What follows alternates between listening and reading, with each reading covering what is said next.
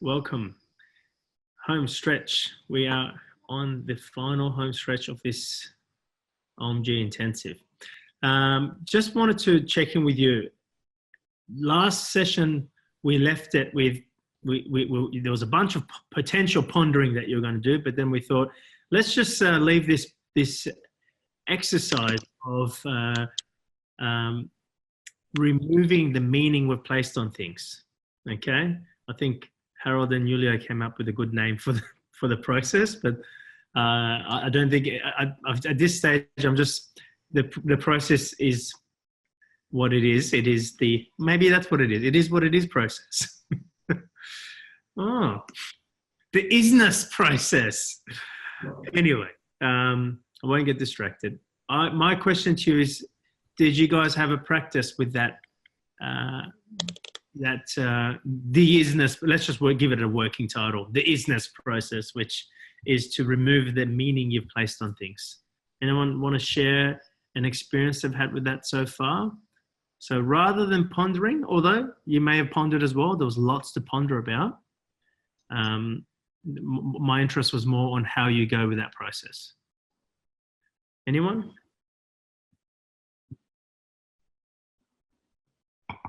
Did anyone have a go?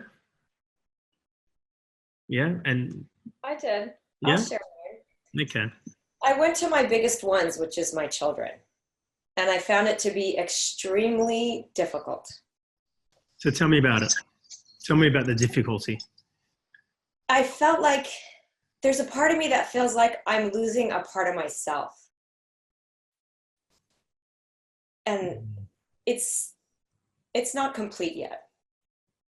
So can we do this live? Sure. So what's the meaning you've placed on your children? Go, you can try with one at a time if you want. It goes down to the love that I feel for them, that I experience within myself. God, I'm gonna cry. And if that were to go, I feel like I'm losing a big part of myself. Why am I crying? Yeah. So when you say if that were to go, what were to go? If what were to go? It's the form. My attachment to the form. But are you saying if your children were to go? Yes. Okay. So remember, it's not about your child or your children if they were to go. It's if your meaning you've placed on your child were to go. Let me just remind you the difference here, because I get it, Anna. I get it. I get what you're saying. But quote myself, if I can, posted this up recently on Instagram, and I said, some people want to give away their things in order to find something more valuable. The value is in giving away the meaning and attachment you've placed on those things, not necessarily giving away your things. Now, take the word things to your children, okay? Some people want to give away their children in order to find something more valuable. The value is in giving away the meaning and attachment you've placed on your children, not necessarily giving away your children. Does that make sense? So that's why, remember I said this is such a fine line. I tried to describe it to you guys last time. This whole process is such a fine line that, they blend into one.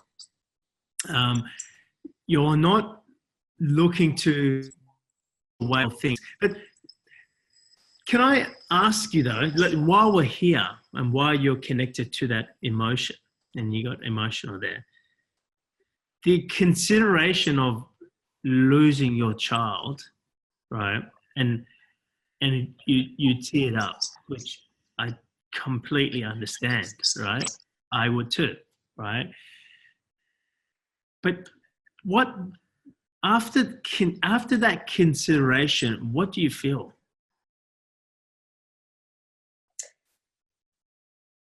I don't even know if I can go all the way 100% to the consideration, because I feel like if I do, then I'm just jumping off a cliff.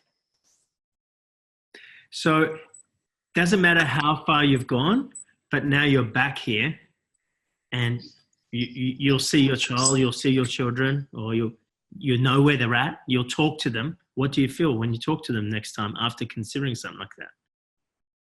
Like nothing's happened. Like I feel like. What do you feel for your child? Oh. If you've had a moment where you've considered what life would be without them? What would life?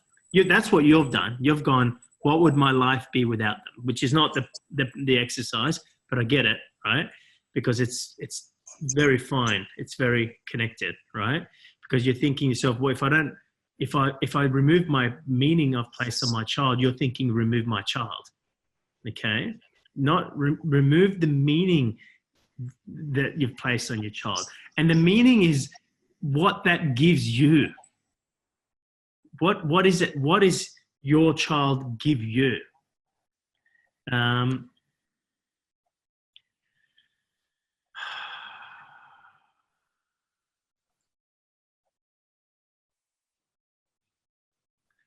So I'm just going on a different tangent here, different exercise, but I was just saying, if you've considered,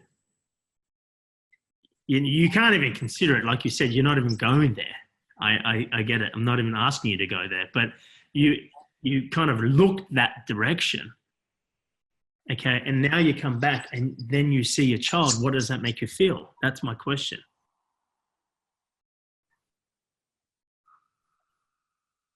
I feel like my life is complete with them in my life. Yes. And it's like, I can do any hardship. I don't know if I can do that one. You know, if I were to consider, let's call them negative thoughts, because that's what most people think. Oh, don't think that, it's negative thoughts. But if I was to think, and sometimes I have these thoughts, you know, is like, Olivia's a newborn. Is she all right? You know, or I can tell you about a dream once I had, you know, when Olivia just came into this world. Within the first week or so, I had a dream that she died. Right. And in the morning, like, I had to like go to the room to see if she was there. So what I'm saying is that dream made me go somewhere. But when I came back to here, I felt more appreciation and more connection with her. Does that make sense? So that's what I get. I don't know. That's where I was asking you if I've ever thought of, you know, and sometimes you may have not even thought something. You may perceive something, like maybe you haven't heard from your daughter and you're thinking, where is she? Where is she? Or maybe you're shopping and your little one, you lost your child in the shopping center, you know? If you guys can put yourself in that mind. You lost your child, it's been 2 hours, the whole shopping center is looking for your child, or on the beach, you see this on the beach all the time. What are you feeling? So the question is, the moment you find your child, what do you feel? All right. Now, besides, you know, some mums will go, oh, I feel angry that they did something. You feel a huge amount of appreciation. Mm-hmm. Absolutely. That's what I'm. And look, this exercise or process is not for now, but it's just, I just saw that you were doing that. This is a process that I'm currently working with. I'm looking to do a new recording. Whether it becomes a new module of OMG, I don't know yet. That's not what I'm clear about. But what I'm looking to do is do a new recording or a new share on appreciation and gratitude. Okay? And I just want you to realize or consider that if your mind went there, and maybe you took your mind there, maybe something took your mind there. Like, something happened in the story to take your mind there, right? The moment you have your child in front of you, you have a huge amount, like an even deeper appreciation. Would I be right or would I be wrong? No, absolutely. Okay. So I just noticed that's what you were doing. You were thinking, well, what if I don't want to give up my child. That's not the exercise. It's and this, it makes the exercise really difficult, because it's like, well,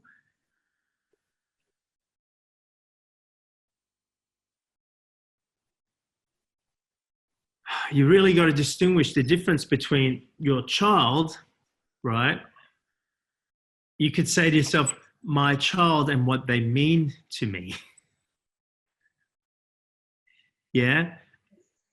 Or you could just say, my child and what they are, or who they are. And I might just add the word to me, just to let it land a bit more. Because then you might go, because the moment you say to me, right, it's very difficult to then go, well, what's the difference between who my child is to me versus who my child, or what my child means to me? Is there a difference in that? The to me part is the part I want to highlight here.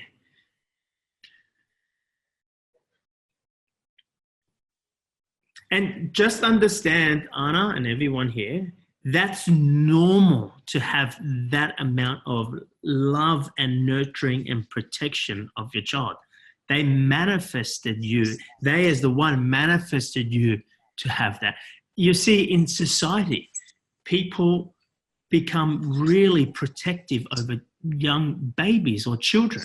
The moment it's, there's an incident or something, women and children go first, right? Or there's an incident where a child gets hurt, everyone's there for a child.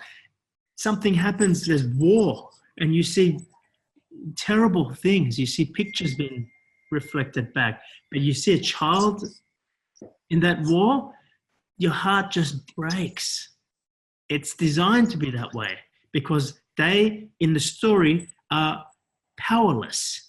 So their power is manifested to come from the people who in the story do have power. Does that make sense? Like, you will do anything to protect a child. So that's normal. So I'm not asking to remove that. That's not what's been asked here. Like, that's your innate, force, innate nature. That's normal, and it's even stronger if it's your own child, because you see yourself. Like, I get that. It's not to remove that.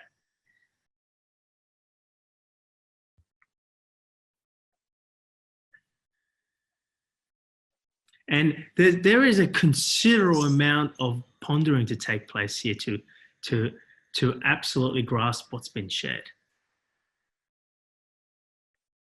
It's a considerable amount of pondering that needs to be done here.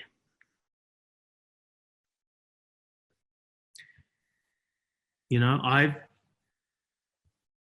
seen my mother put her child to rest. Most of you guys know that my sister was a twin, and her twin, my sister, passed away when she was 19, when I was 20 years old. So that was 20 years ago, right? When we were young adults. And I saw my mother. Don't get me wrong. It's impossible for her to not have any of those emotions, but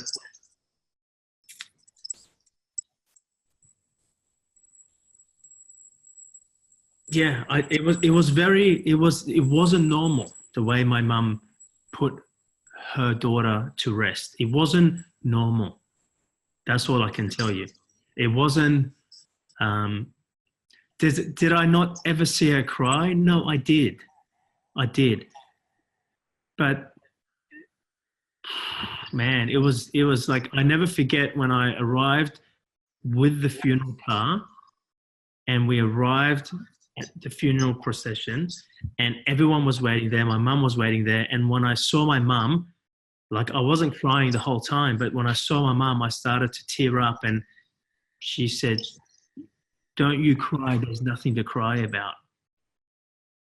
And she grabbed her daughter and she came in.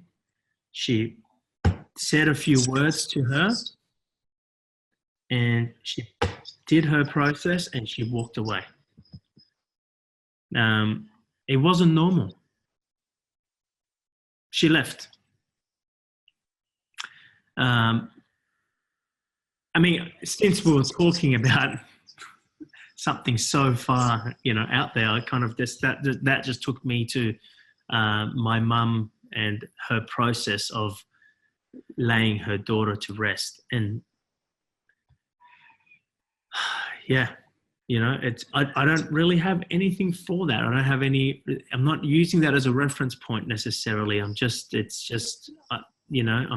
it wasn't normal. It's there was great strength, courage, and heart in that whole process that I couldn't explain at the time.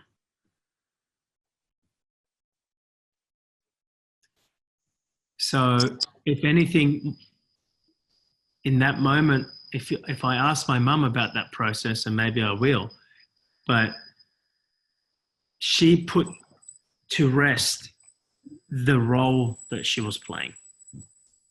Okay? So when I'm asking you to look at meaning you've placed on things, you'll realize that the role someone plays, and they are not the role. They are the one moving or playing that role. The role is they are your daughter. They're far more than your daughter. Far more. I mean, how much love do you feel for your daughter, yet they are far more than your daughter? So can you imagine that love intensifying even further, Anna? Like, you think to yourself, you feel so much love here for your children. There can't be more. And that's what there is here for you to consider. Because there is more. But you can't see more if you're seeing the meaning you've placed. You can't, remember last session we spoke about, you can't will something if you've placed meaning on it. You can only will the meaningless. These last 2 months are very profound. It must be revisited. These last 2 months.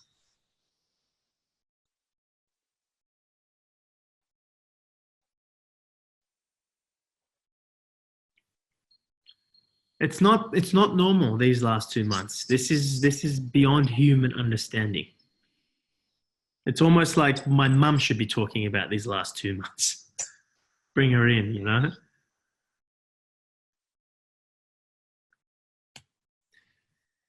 It's something I'm contemplating, and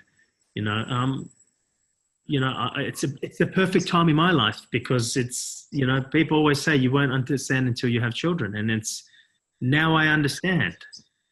Like, it doesn't have to be children. Like, there's people who might not have children, but in my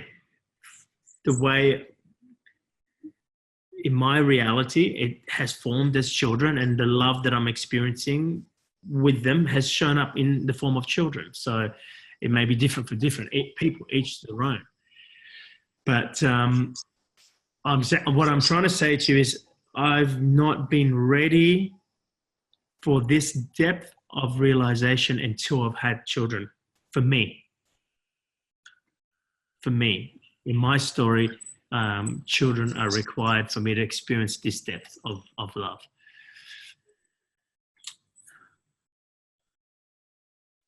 I'm sure, like Gaz, I'm sure she says she has the same amount of love with her dogs. So, I'm just saying, like it really, like, you know, I spoke to Gaz a month or 6 weeks ago, and her dog got really sick and was dying, and I've never heard Gaz squeal like that, like the pain that she was going through over the phone with me. And I was like, Gaz, calm down, just slow down, you know. And then her wheel came through.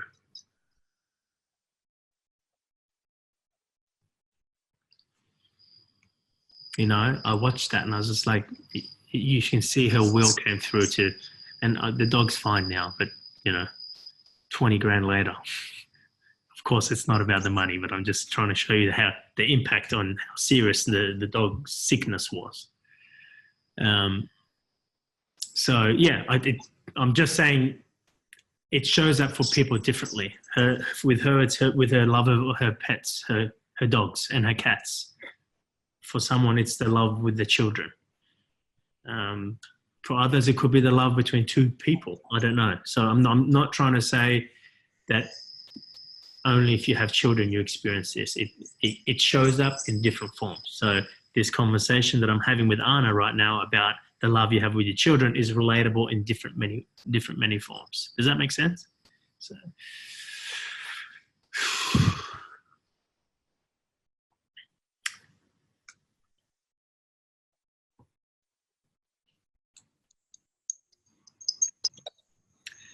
So, thanks, Anna. How are you feeling before you go? Yeah, I feel fine. I do. Okay. Thank you. Thanks, Anna. Has anyone else had experienced that process at all?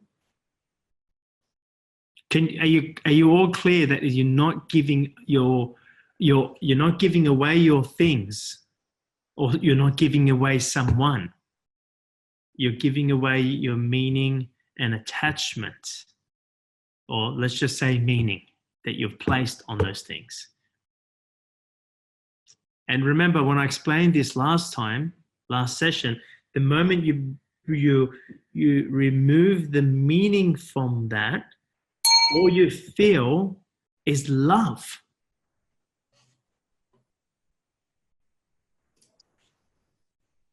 I'm not saying you don't feel love for the meaning or what it represents for you, but I'm saying to you, the love goes deeper the moment you remove the meaning away. The moment you remove the meaning that you've placed on it. I was just going to say, I get what you're saying. Like, I understand what you're saying and where you're going, and can feel where you're going, but it's also, notice this resistance to it. Like, it feels like almost sickening. Like anyway, just noticing that. So what do you get about, and what do you feel about what I'm saying? Because you said you get what I'm saying, you feel what I'm saying. Well, what do you get and feel about what I'm saying? The space, like the level of space that's there, like when you say love, feels so overwhelming that I almost feel like there's a slight resistance to it. I wouldn't say slight. There's this, like, I don't know why, there's this almost this part of me that wants to hang on. Like, it feels like, you use the word, the enormity of it. Yeah. Like, it makes me feel emotional. Yeah. I had a similar thing come up today when I was pondering about resistance. That word just kept coming up a lot for me today. And it felt like this process of really feeling that willingness that we've been talking about is on the other side of that. But I do feel this like huge, like emotional resistance there as well. So I can really relate to what Jamie just said. Absolutely. This is huge. It's, that movie I got you guys to watch? What was the movie called? Be Here Now. Did everyone watch it? Who didn't watch it? I'll put your hand up. Who hasn't watched it yet? Okay. You may ask yourself, why did I get you to watch that? And you may have an idea of why I asked you to watch that. But the reason I asked you to watch that is that the love that he had, now that you've all seen it, and if you haven't seen that, stop this recording now before I share any more and go, watch that movie first. Be Here Now. Who is the guy? What's his name? Anyone remember the guy? He was a... Sorry, Cora, we can't hear you. What did you say? Andy Whitfield. Andy Whitfield. That's it. Thank you. Be Here Now, and with the story about Andy Whitfield's life. So, you know, personally, that really touched me. In particular, you know, at the end when he knew he was on his deathbed and they brought the children in and he told the children that my body's broken and I'm going, pretty much. Like, oh my God. Like how, like I could feel that. And obviously you always put yourself in that scenario, like telling that to Orlando and Olivia were just, right? And at the end, he moved on, he passed on, right? And he left behind what? All the meaning he's placed on things.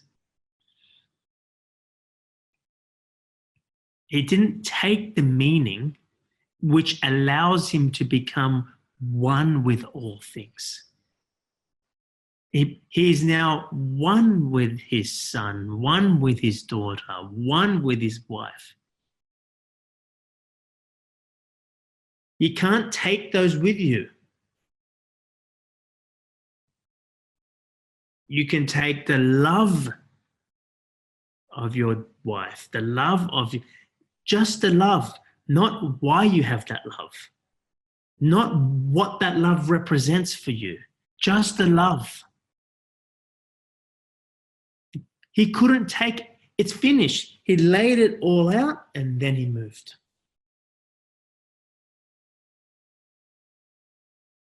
That's why I got you to watch that movie.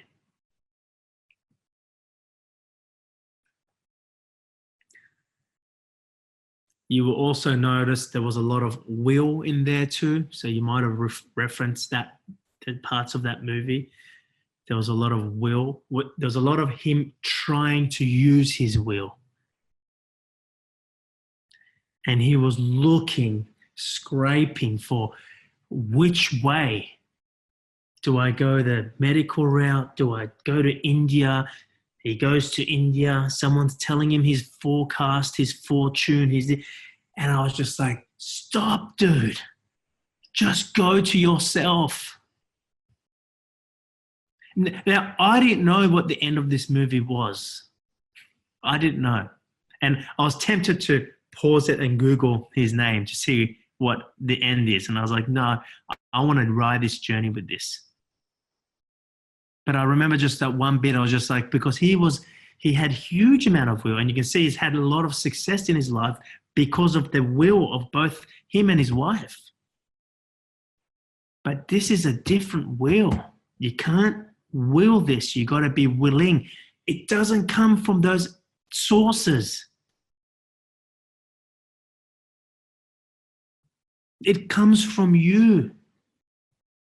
Like I'm sitting there going, because of course, in anything you watch, you put yourself in that position, and you know, and I mean, if I knew the guy, if I was consulting to him, stop.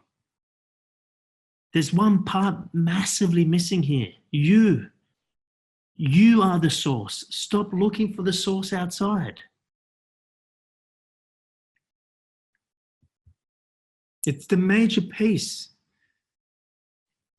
I'm not saying he would have survived or not if he found that. It's not what I'm saying. But it was the one thing. So there was two parts of that movie. We just finished the month of willingness, so that was interesting to reflect on, and also meaning we just finished the month of meaning and purpose, and then the month of willingness. So, but more on the idea of meaning. That's, at the end of that, what I'm saying to you is that you will leave it all behind. The meaning you've placed on, you will leave it behind.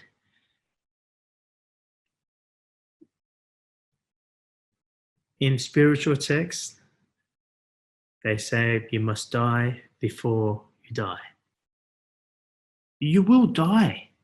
We all will die. But the question is, will you awaken before you have death to truly live? You will leave the meaning you've placed on all this behind. You won't take that with you. But the question is, can you remove the meaning you've placed on things to truly live?